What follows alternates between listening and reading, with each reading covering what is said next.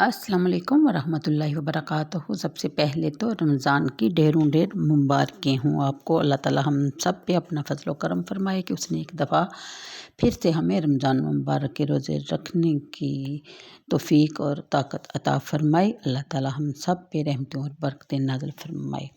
تو پارہ نمبر 23 سورہ صاد کی آیت نمبر 25 سے ہم شروع کریں گے، جس میں اللہ تعالیٰ فرماتے ہیں کہ اے داؤد، ہم نے مقرر کیا ہے آپ کو اپنا نائب زمین میں، پس فیصلہ کیا کرو لوگوں کے درمیان انصاف کے ساتھ، اور نہ پیروی کیا کرو خواہ نفس کی، وہ بہکا دے گی تمہیں رائے خدا سے۔ بے شک جو لوگ بھٹک جاتے ہیں رائے خدا سے، ان کے لیے سخت عذاب ہے، اس لیے کہ انہوں نے بلا دیا تھا یوم حساب کو، اور نہیں پیدا کیا ہم نے آسمان اور زمین کو اور جو کچھ ان کے درمیان میں ہے بے فائدہ۔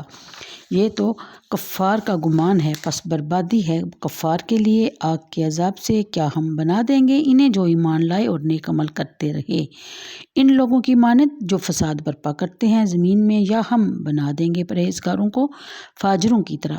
یہ کتاب ہے جو ہم نے اتاری ہے آپ کی طرف بڑی بابرکت، تاکہ وہ تدبر کریں اس کی آیتوں میں، اور تاکہ نصیحت پکڑیں عقل مند۔ اور ہم نے عطا فرمایا داؤد کو سلیمان جیسا فرزند، بڑی خوبیوں والا بندہ، بہت رجوع کرنے والا۔ جب پیش کیے گی آپ پر سپہر کو 3 پاؤں پر کھڑے ہونے والے تیز رفتار گھوڑے۔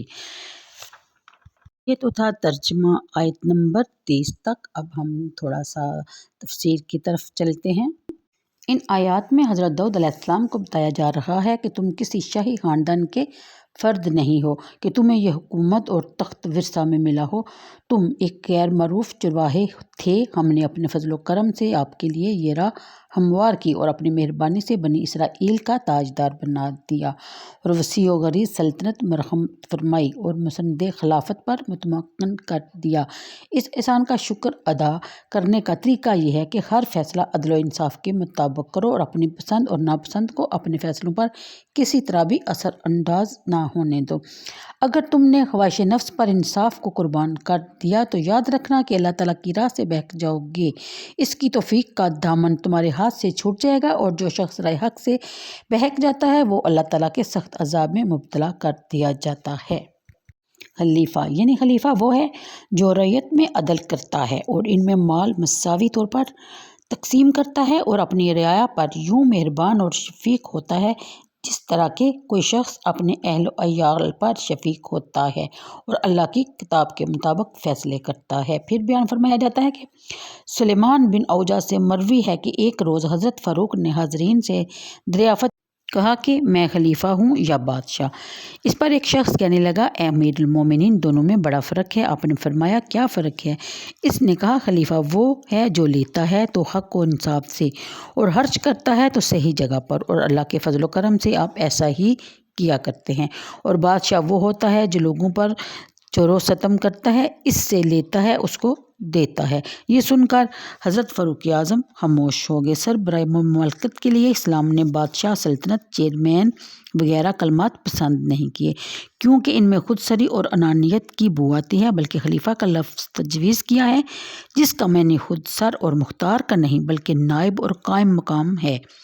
یہ لفظ ہی بتا رہا ہے کہ مملکت اسلامیہ کا سربراہ اپنے رب کا نائب ہے، اور نائب کا کام اپنے آقا کے احکام کی تعمیل کرنا ہے، اور اس کے ارشادات کے مطابق اس کے دیے ہوئے اختیارات کو استعمال کرنا ہے۔ یہ وہ فرق ہے جو دنیا کے دوسرے نظاموں اور اسلام کے نظام سیاست میں بنیادی اہمیت کا مالک ہے۔